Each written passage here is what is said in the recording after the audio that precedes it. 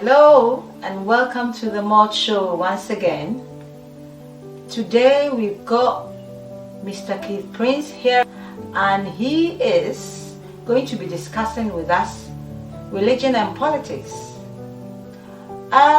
He's the right person because he's not only a politician, an assembly member, but also a born-again Christian. So today, let's all, those of us that have we've got it all confused. You know, it's very difficult to separate religion from politics. You've got the expert here. So hopefully we will all go home inspired once again.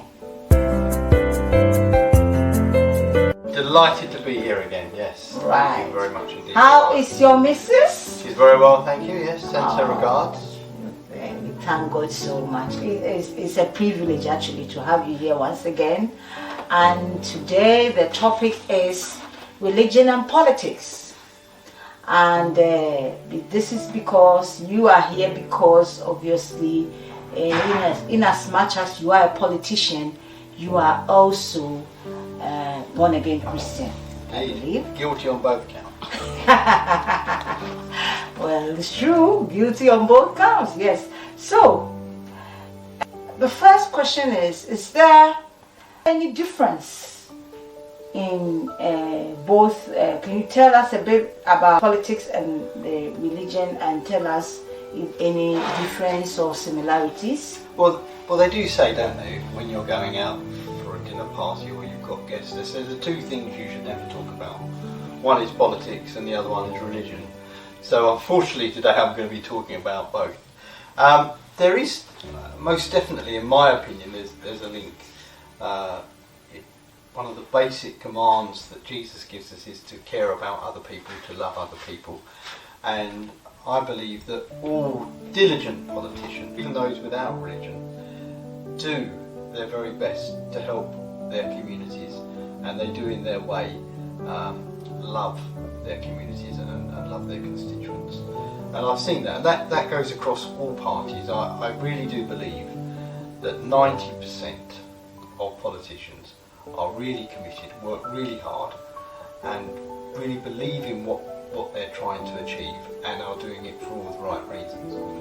I don't necessarily agree with some of their objectives, I don't necessarily agree with some of their reasoning, but I do believe that 90% are very committed and are doing it for all the right reasons, and that goes across all political parties. There are, of course, those politicians who unfortunately are in it for the wrong reason, and there are some that don't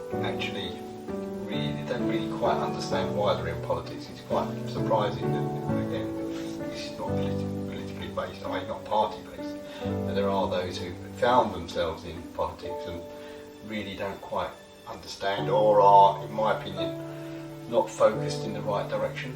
But the vast majority are. They're good people and they are doing their best for their communities. So, for me, the link between politics and religion is that a good politician cares, as should do a good Christian. The conflict, of course, is the basis on which they do things. With a Christian, and there are bad Christians as well, don't forget. You get Christians who claim to be Christians, but they think being a Christian is going along to a service on a Sunday, singing, dancing and enjoying themselves. But then they forget that actually the contract is a 7-day week contract, not one every 7-day contract. Wow. And that is for a Christian, but equally that's the same for a politician. There is no time when I'm not an assembly member. I can't say Monday to Friday I'm Assembly Member Keith Prince and have to do all that work, and then at the weekends I become someone different and don't have those responsibilities and don't have to set the example. And of course there are those politicians who are without religion, but I don't think that makes them good or bad politicians, because as I've already said, even those with and without faith, there are good politicians. But you do get the odd politician, very small percentage, who are in it either for their own self-gain, which is terrible, or those that are in it because they want the power and the position. So, if you like, they're on a bit of an ego trip, and they're the two worst politicians that you can come across. But again, that's not guided by their religion. That's a personal thing. It's a personal fault within their DNA, if you like. And Wow. that's where, as Christians, as people of God, and as politicians, we need to set the example. We need to say, look, the bar is here, and you guys have to come up. You know, we're all weak, we're all human, but you have to be honest. You have to. If you make a mistake, you should stand up and say, "Yep, I'm sorry, I made a mistake." Because we make mistakes. We don't necessarily make mistakes for the wrong reasons. At the moment, the government are clearly making a few mistakes, but there's no pathway. It's hard to know exactly which road to take. But as long as you have a moral anchor, I would like to think my moral anchor is obviously Christianity, and that's how I measure my behaviour. As long as you have that moral anchor and you do what you believe to be right for the correct reasons, then if you make a mistake, that's a genuine mistake, and of course you have to ask for forgiveness. Christianity and politics kind of have the same objectives, you know, and therefore, as a Christian, you can also be a very good politician, you know, because you serve the same similar purpose. But in the world today, I have been under the impression that we are moving away from religion because we are getting more secular.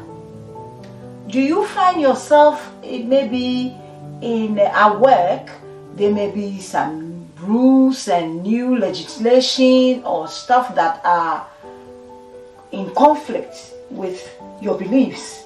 Do you sometimes see yourself in such a position?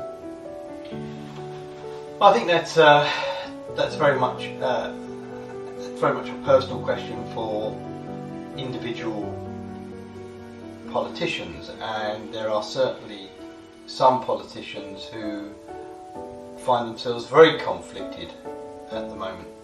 There are those who are very conflicted by the liberal approach towards same-sex, but then again there are also those who are conflicted by the traditional values that we've had as a country.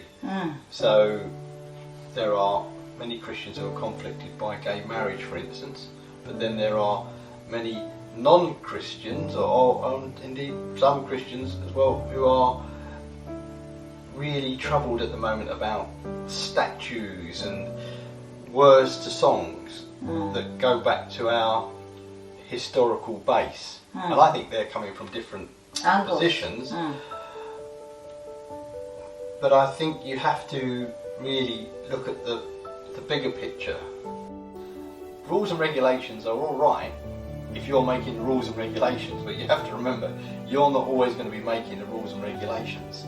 So because somebody thinks something is right and wrong, doesn't mean to say that another person may see that as being right and wrong. So I believe there should be, obviously there has to be the rule of law, and there are things that are clearly wrong. You know, it is morally wrong to murder someone, so you have to have a standard.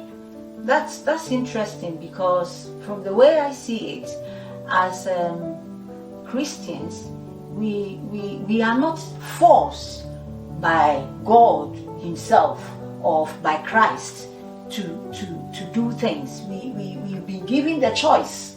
The path is there. The Bible says we've got the narrow way and the broad way, isn't it? So it's up to you to make your decision what you want to do. So in that same way, I could agree with what you say, that, you know, a person cannot be forced. But I want to find out if you've got many Christians, politicians. Oh yes, but within most of the main parties, or certainly within the three main parties, there are many Christians. There's many Christians on the GLA, on my assembly that I sit on. There are other religions there as well, and there's even within the Conservative Party, there is certainly a predominance of Christians. It was once said that the Church of England is the Conservative Party of prayer. Wow. Wow. That's interesting to hear. Yeah. It's good. I mean, it's good that we have representatives from all religions, and it's good that we have representatives from non-religions as well. Do you support one another? Are there Christian groups? Do you have prayer time, or everybody is just existing in their own individual? Yeah, regrettably, we don't have prayer time, and we don't gather on the assembly anyway as Christian. There are Christian groups within the Conservative Party. Do you find any conflict, or do you? I attend mosques, I attend synagogues, gurdwara, temples, and predominantly, if you remember, the three main religions are Abrahamic religions. We all go back to Abraham. Yes. And so, if you look at the Islamic religion, Jesus is mentioned in that, and then obviously it goes, but the Old Testament is mentioned in that. If you go even look at Christianity, clearly, and it goes without saying, isn't it, that in the Jewish religion, that definitely has, they have the same old book as we do. In fact, I had lunch with one of my Jewish colleagues yesterday, and we were talking about the old book, and that's what we base our core religion on. So I certainly always impress upon all my brothers and sisters that we are men and women of God, and that is our unifying point. I believe that all the main religions are based on the love of mankind and the love for one another. That's right. And it is those who would do us down, who misquote and preach bad things about their religions that do us harm. But if you actually go to the very core of those religions, all the main religions, it is all about loving one another. It's all about helping thy neighbour. That's right. And I'll give you a very good example of that. I used to run the night shelter in Ilford for homeless people, for rough sleepers, and that was run by the Salvation Army. Mm. And I used to run the Thursday nights, and our big cooker, because we had to cook for 30 people every night, our big cooker blew up. And remembering, of course, that Salvation Army is a Christian denomination, Of course.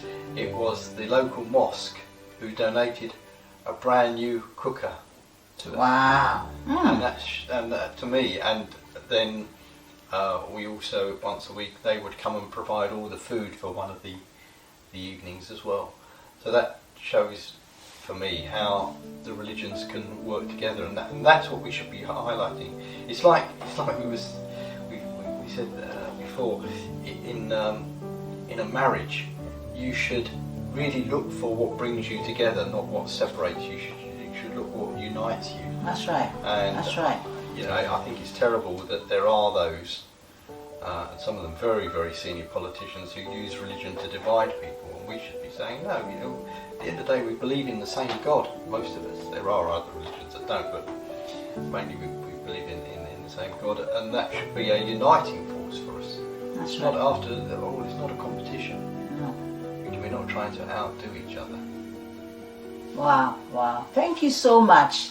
What I would say is this, it's not all of us that are politicians, but what can inspire you is wherever that you are, we are living in the world, we are living in a secular world, and therefore, if you're a Christian, you might find yourself working with a Muslim, you will find yourself working with other religions, and or being neighbors with someone. At the end of the day, loving each other, being nice to each other, being considerate to one another. And we sign out, and we thank Mr. Prince very much for coming here today. I've learned a thing or two. At least I know that politicians, they are Christian politicians. Before, I used to think there's no politician that's a Christian, but now I know better. You understand? So if you are out there, you should also try and live amicably with any other person in a different religion. I say shalom and goodbye. Thank you everyone for watching. We'll see you next time. Bye.